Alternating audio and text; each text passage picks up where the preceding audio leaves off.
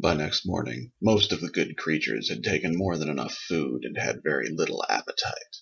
However, they knew that it would be unfair to refuse all that good fare and leave the poor friar to face the wrath of the abbess. So, as they retired to their beds for a morning nap, with cups of tea and stomach herbs, they promised themselves they would compensate by eating twice as heartily tomorrow. Marianne and Salome stood out on the lawn, clearing the dishes of food from today's festive tables and loading them into trolleys. Marianne gave a small sigh. Hardly any use in leaving good food to moulder in the sun, if no beast is grateful enough to bother eating it. Salome flicked a bit of crust at her. Don't start preaching, Marianne. You heard enough of that out of the Mother Abbess this morning. With a noise of disgust, Marianne picked up and discarded a pudding through which rugged spoon paths had been carved. Ugh! If you want to eat it, then for God's sake, eat it. But don't pick and prod it like a dibbon and then leave it out on the table. Salome, I'm starting to think the abbess is right. Salome was busily exploring Redwall's cuisine. She found an interesting-looking cheese, palish brown studded with pieces of green and red pepper, and bit into it. Aye, mayhap the abbess has a point after all, Marianne. Samuel will wallet me senseless for messing over food as good as this. The young ferret maid suddenly cast a glance over her shoulder. That can't be Muryet coming over, is it? Marianne actually dropped the barley loaf and spun about as if she had been warned of an approaching army. From a distance, the creature appeared to be nothing more than a scrawny little mouse maid in an overlarge habit. She heaved a sigh of relief before turning to berate Salome for that practical joke. Salome, I'll wallop you senseless if you ever frighten me like that again. Whoever the approacher was, her hearing was exceptionally good, for she was soon calling in scandalized tones. Marianne! Sister Jane has taught us that there is to be no violence in Redwall. The two young maids tensed in their places. Both recognized that cough-hoarsened voice. Marianne pulled a taut smile, and taking cue from her, Salome did the same. Muryet came into view. The squirrel maid's gaunt figure was swathed into a habit that looked as if it had once belonged to Sister Jane, with the skirt of the habit billowing out like a parachute buoyed by the wind and the bulk of her bushy tail. She was a ridiculous sight. Good morning, and merry feasting to you, Marianne and Salome. That is, if I haven't missed it already. I do have a habit of oversleeping. Oh dear me, I'm positively famished. Marianne backed away towards the nearest table. Oh my. I'm afraid all the bread and scones have gone stale from lying about in the heat. Salome corroborated her with vigorous head nodding, for that was not altogether untrue. Aye, but there's a good heap of fruit on that platter over there, and a wedge of cheese. There were no candied or honeyed nuts in sight. Marianne, Salome, and the Dibbons had happily disposed of that temptation earlier. Muryet, however, seemed to be unfazed. She filled a plate with fruit and bread and emptied it just as rapidly before dropping back into the grass, simpering contentedly. The sunlight feels beautiful. It really helps to soften the thinness of this outside air. What a delightful feast day this is going to be. With a suddenness that made Salome jump, she was upon her feet again. Where on earth is the Mother Abbess? I felt certain that she and Sister Jane would be holding a story play for all of the Dibbons. I'm no longer a Dibbon, of course, but I just love story plays. Her two companions exchanged a look, both feeling certain that the story they had heard the night before was not one that Muryet would have enjoyed. Fortunately, or unfortunately, Samuel appeared, and it was Muryet's turn to jump. He made seat at the table, pointedly failing to notice Muryet, and before Marianne could prevent him, reached for a scone. I don't know what's ailing them creatures inside, but I'm starved. Muryet watched, open-mouthed, as he devoured the scone. If Samuel only knew the opinion that she was forming about Vermin's eating habits, he would have been highly offended. After several moments, Muryet managed to smile. Oh, sir, I suppose you're kin to Salome here? It was then that Samuel seemed to take notice of her. He rewarded her with a smile. Well, actually, I happen to be her brother. Sir? Muryet hesitated. Sir, you aren't eating that dreadful stale scone, are you? Samuel widened his smile. He was not the only one who would have been offended if he could know the opinion that the other was forming of him. I'd hardly call it stale, Missy. The Friar baked 'em only yesterday.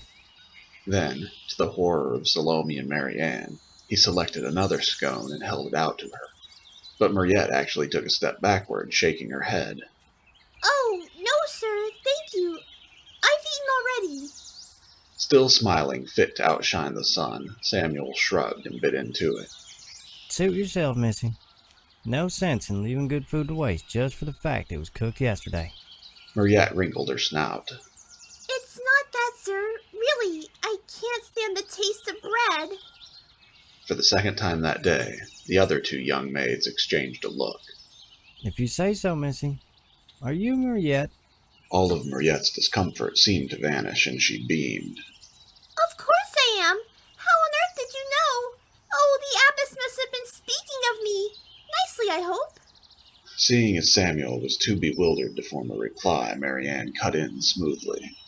Aye, she was just now saying to Sister Jane what a kind, clever young maid you are, but she's awfully worn out from yesterday's feasting and all. Muryet's face fell. Her lower lip began to quiver. But how could she be napping? I've not seen her in ages, and a feast isn't a feast without the Mother Abbess. Just as the squirrel maid's eyes were beginning to fill, Salome spoke up hastily. Now, there's no need for bawling, Muryet. Soothing, motherly voices were not Salome's strong suit, but we must give her credit for doing the best she could. The Mother Abbess will be out later. You'll see. I say, Friar Jerome's been talking about you. He says he's not certain he'll live another season if he doesn't get to see your face. Instantly the tears were forgotten. Muryet's face was alight once more. Oh dear, sweet old Friar Jerome. The image of the friar languishing on his deathbed did not seem to diminish her joy in the least. I must go to the abbey at once. Would you care to accompany me? Taking a cue from Marianne, Samuel performed what he thought was a gallant bow. Actually, now that the occasion called for it, he did fairly well. I'd be honored, Missy. Aren't you two coming? Oh, aye, but first we better cut all of this food inside. Marianne admired Muryet for handling her bread withdrawal so courageously, but she was not willing to take any risks. After a while, all four young creatures were inside. Muryet was sitting in cavern hole, feasting on candied fruits, and the food had been rescued and returned to the kitchens where Marianne was explaining the bread situation to Samuel. Miss Muryet's an invalid, huh? Samuel commented. I've never seen an invalid before. I've only seen the creatures that were living and the creatures that were dead, or would be dead before long. Drunk off of bread? Salome was the same way about onions when she was younger. Now she can't stand the smell of them. Just a moment ago, I offered your squirrel maid a scone, and she wouldn't touch it. Make the little ninny start eating like any other creature, and she'll be as healthy as you or me. The friar met his eyes. That may be so, young'un, I don't know. But while I'm responsible for it, I won't take no risks. He shook his head. Sister Jane'll have to start her again in Abbey School to make up for all seasons of that gatehouse. No telling how many tomes and scrolls she's read, but I'd be surprised if she has all those facts straight in her poor head. There was a bit of awkward silence. Then Samuel rose with a stretch and a yawn, feigning nonchalance. Well, I might as well head out to fetch that fuel for you, Friar. You best come along, Salome. No use in spending time sitting about eating woodlanders out of house gnome. Marianne seized a dishcloth. Eat our Abbey out of house and home, will you? Ha! Over my dead body. She charged Salome, and a playful fight erupted between the young maids. Samuel caught hold of Salome just before she collided into him. Watch it, you'll have me in infirmary. Salome heard nothing, for she had already plunged back into the fray. The friar watched the two young roughhousers, smiling. Bless their hearts. Mayhap you'd like to take Marianne along with you, Samuel. She's never gone outside of the Abbey before. Salome had found her own weapon, and a dishcloth duel commenced. Samuel smiled too, in spite of himself. That squirrel maid can follow us to the end of the earth if she likes. Good. The friar lowered his voice. Then mayhap you'd like to take Muryet off me paws as well. The fresh air and sunlight will do her the world of good. Better than having her spend the day wandering about the abbey like a spectre. Samuel took the hint, but without much enthusiasm. As frail and sickly as the squirrel maid looked, he would be surprised if she was able to walk more than 50 paces without collapsing. The hedgehog friar patted Samuel's head, carefully so as not to harm him with his spikes. You are becoming a good creature, Master Samuel. Samuel moved away, brusque with embarrassment. Come on, Salome, Miss Marianne. When are you going to fetch Miss Muryet, will you?